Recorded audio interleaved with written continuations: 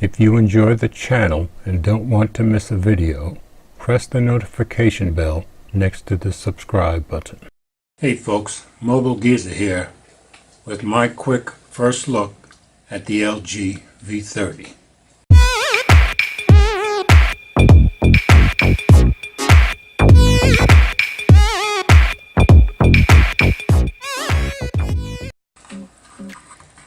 So I've had it for about a day and a half. Decided not to do an unboxing because I figured you've seen plenty of those already. So I've got the silver T-Mobile version. I'll show you what came in the box. There's the box from T-Mobile. And they gave you a little cleaning cloth, and you're going to need it because this thing is really a fingerprint magnet. Usual booklets and stuff. Second year promise, so you'll have the warranty covering the second year, just like they did with the LG G6. T-Mobile SIM, which I didn't need. USB-C cable. And of course, the charging brick for fast charging 3.0. So as I said, I've had it about a day and a half. I actually used it all day at work yesterday, and it's very responsive and quick. Now it has a 6-inch Quad HD OLED display. It's an 18:9 aspect ratio, just like the G6 was. It's got Gorilla Glass 5 front and back. I like the silver. I think it's rather beautiful. Has the Qualcomm Snapdragon 835, like all the other high-end phones have at the moment. It's IP68 water and dust resistant, so you can dunk it in water and it'll be just fine. Because it has a glass back, it does have wireless charging, which is great. And it's got a 3300 milliamp non-removable battery. Comes with Android 7.1.2. Hopefully you'll be getting Oreo pretty soon. We'll see how that goes. Now showing you around the phone. On the back we have a little LG branding, V30 branding, fingerprint sensor, and you've got your 16 megapixel standard sensor with a f1.6 aperture with OIS, and then you've got your secondary 13 megapixel wide angle sensor with an f1.9 aperture. The wide angle sensor has no OIS. Of course, you've got your LED and flash. Up top, got your microphone and headphone jack, much like the LG G6.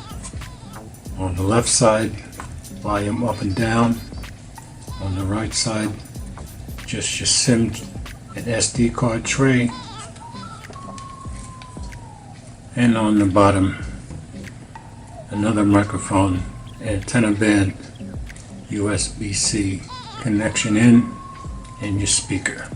Up front, you've got your 5 megapixel wide angle sensor, f2.2 aperture.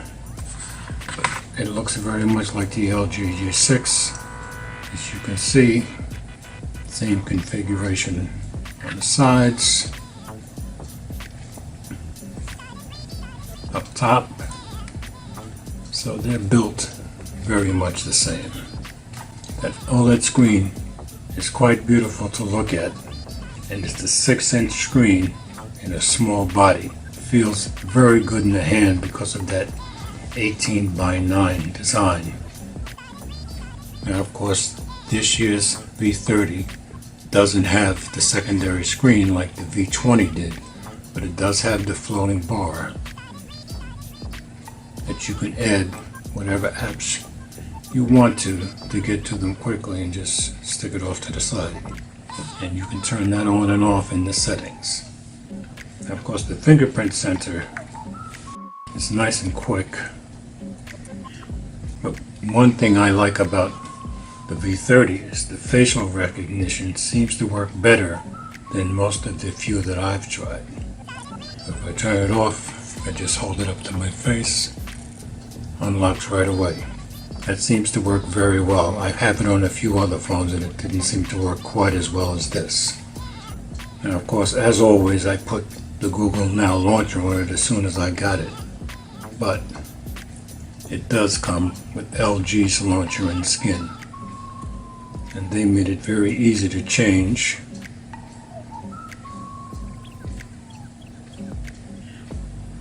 You go to home screen, you can say I have the Google Now launcher. And you can take it the way they first sent it.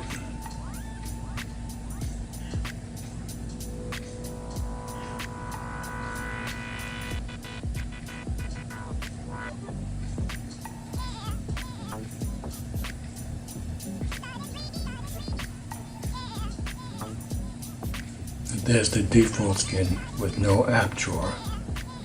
So everything is on the screen, much like an Apple phone.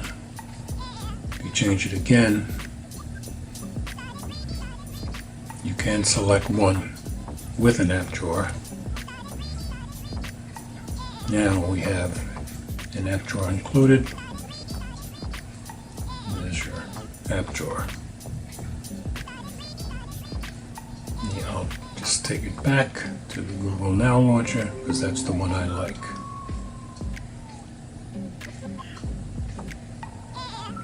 Now the rear camera has a glass lens rather than plastic like most, and they say that allows more light to get in.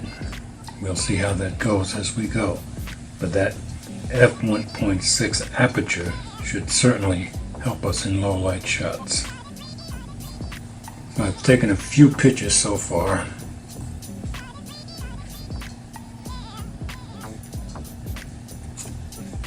These are all the pictures I've taken today, and they look really good to me. You can see I've taken pictures with standard lens and with the wide angle lens. Very bright and sharp.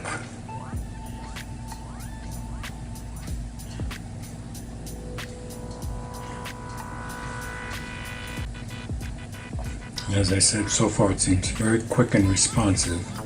But of course it's brand new, so we'll see how it goes after we've had it a few weeks or months. If I show you it next to some of the other phones.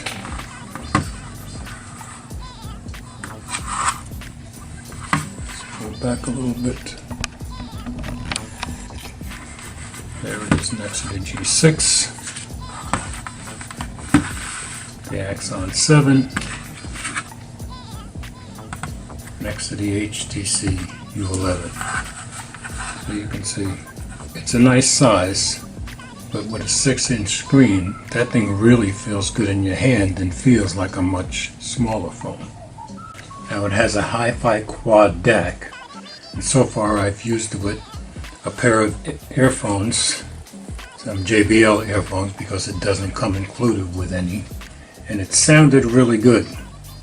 I tested it against the HTC U11, not even close, but the HTC U11 sounds just phenomenal and better than any phone I've ever heard through earphones. But we'll be doing some sound tests as we go along. I plan to go out Saturday and get some pics and maybe some video. And I plan to go a bit more in depth with this phone than I have in the past, because it's supposed to have such awesome video features like that cinematic shooting. So right now the V30 has my primary SIM and the HTC U11 has become my secondary. So these will be my two daily drivers for the next probably couple of months. So that's a first look at the LG V30. Of course, you'll be seeing lots more samples, some comparisons. I'll be comparing it with the LG G6 and of course against the HTC U11. So as always, comments are welcome. Thanks for watching.